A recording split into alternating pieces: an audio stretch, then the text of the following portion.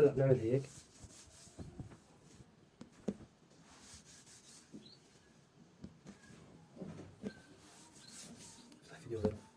هلا مشان نبلش بعجينة الغريبة بقى، بدي نص كيلو طحين وزيادة. يعني قديش الواحد بيساوي بالبيت كمية صغيرة، هي أصغر كمية بدنا نشتغل عليها اليوم إن شاء الله تعالى. نص كيلو طحين، بدي نصهم سمنة، يعني 250 جرام سمنة. بدي فوقهم رح أحط 200 جرام سكر بودرة.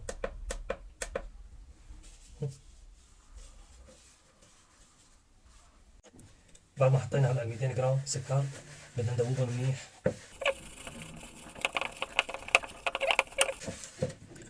تصير السمنة بيضة.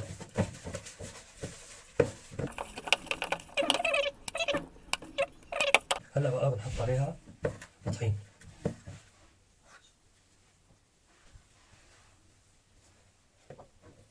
طبعا انا طريقة السمنة هي انا سويتها على ايدي. رح نزل لكم طريقة ان شاء الله تعالى في الايام المقبلة لطريقة السمنة بالبيت، لا بنشتريها من برا ولا بنعذب حالنا. بهالشكل هذا بنقلب السفل وبندعك. بس اللي اخذت معنا العجينة السمنات مثل العادة بننزلها على الطاولة وبنشتغل شغلنا.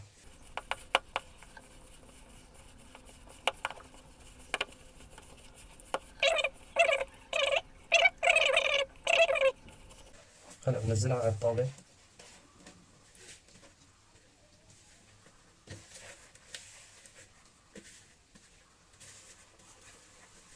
وبنشتغل شغلاتنا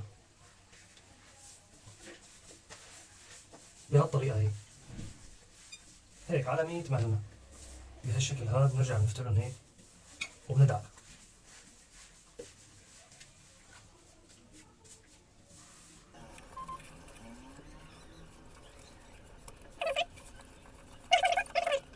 طبعا بدها تضل ناشفة، بس بدها تصير كلياتها اخذة سمنة تمام، اخذة حقها بالسمنة. شايفين بلشت تاخذ بعضها. بنلمها هيك وبنكبسها على بعض مشان تساعدنا بالدعكة. هيك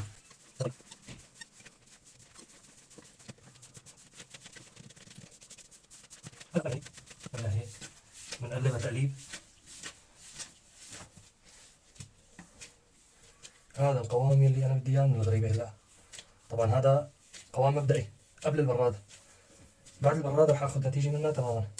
هلا اخر خطوة وخطوة كثير مهمة بالغريبة الشامية. تمام. طبعا باقي المناطق ما بيشتغلوا ولا هي الخطوة. سبحان الله كل المنطقة لها ترتيب شكل، لكن انا بالنسبة لي نالت اعجابي بشكل كثير كبير. اللي هي عندي 4 معالق قطر انا حطيتهم هون على جنب، ما يقارب 20 جرام يعني. رح احطهم هيك بهذا الشكل بنص العجينة. طبعا ايام القطر كمان رح نزل، اكتبوا على الصفحة وبالوصف رح ينزل عندكم. 5 كاسات سكر، كاستين مي. ما رح ادعكم بالقطر، فقط هيك قلبة تنتين بس هيك القطر صار بقلبها. بس اكثر من هيك بتنشف معي وبتبطل تعطيني اللي بدي اياه بالشغل. لهون حاجتها. هلا بنحطها على صحن او صينية وبنحطها بالفريزر لحتى تبرد معنا وتصير مثل الحجر. بنشوفكم. هلا طلعنا هيك عجينة الغريبة من برا وبدنا نبلش فيها شغل. مثل ما حكينا بالبداية بنفرطها هيك. شايفين بتفرط معنا بكل سهولة، ما بتعذب. بنفرطها بهذا الشكل لحتى نحسن ندعكها. هلا راح اطلع لنا تقريبا معلقة سمنة، معلقة أكل. بنفرطها هيك مشان نحسن إنه ندعكها بهذا الشكل.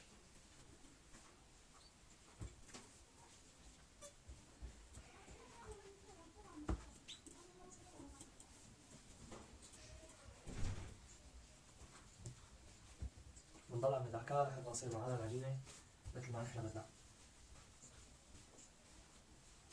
طبعا عجينة الغريبة هون هلا هيك ما بدنا أي شيء، ملوناتها سكرها كذا كلياته جاهز إن شاء الله تعالى. فقط بنحط لها هلا السمنة، بنقلبها ونبلش نشتغل فيها.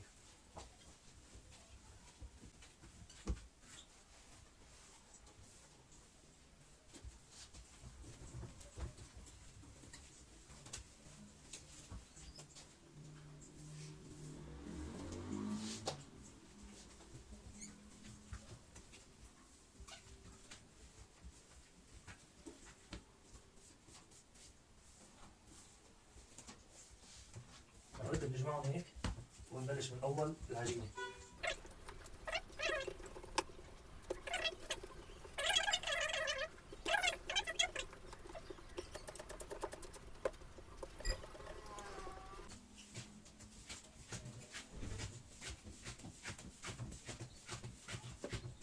هلا هيك صارت جاهزة معي. في ما أحلاها؟ نلم هلا العجينات هدول على الطاولة. نقلبها هيك.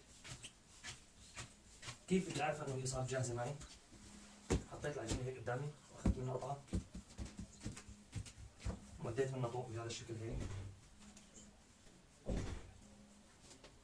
تمام. قطعت العجينة على القياس اللي أنا بدي إياه. هلا بهيك التجربة بهذا الشكل بنلف الحبة وبندورها. إذا لقينا الحبة معنا نظامية وما عم تشقق فمعناتها العجينة صارت جاهزة. بهذا الشكل هيك وبنلفها. شايفين؟ صارت من أحلاها الحبة. ما عم تشقق معي.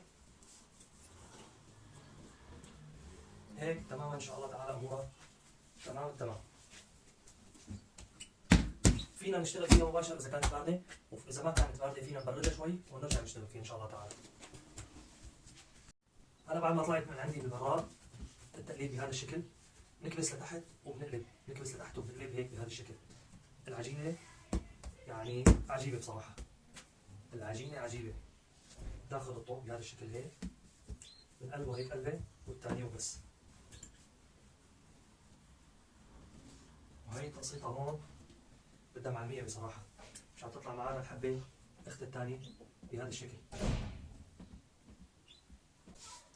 بهذا الشكل ببطن الايد من هون، ببطن الايد من هون، لفة وحدة تطلع معنا الحبة هيك بهالشكل هذا، مرسومة ومدورة ان شاء الله تعالى.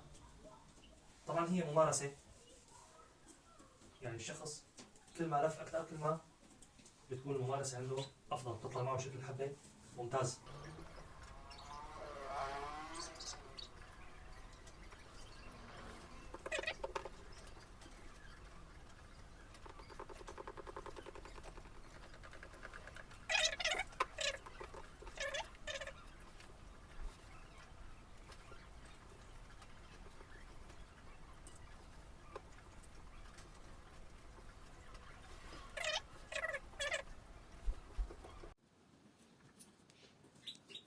طبعا هذا الفستق منقوع بالمي لحتى يضل معنا بهاللون الحلو هذا.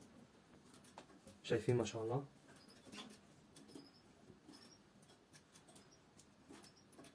كل ما التزمنا بالمقادير اكثر كل ما طلع معنا النتيجة افضل.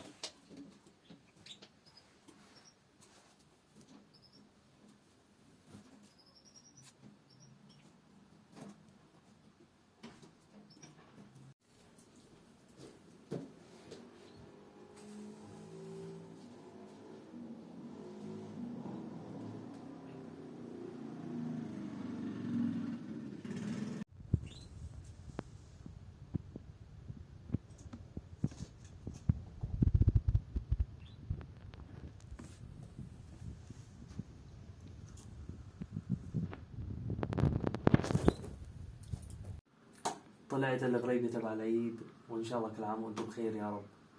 هلأ صار بقى وقت إنه ندوقها، وبإذن الله تعالى ما بنعطيكم إلا الجواب الشافي والصح.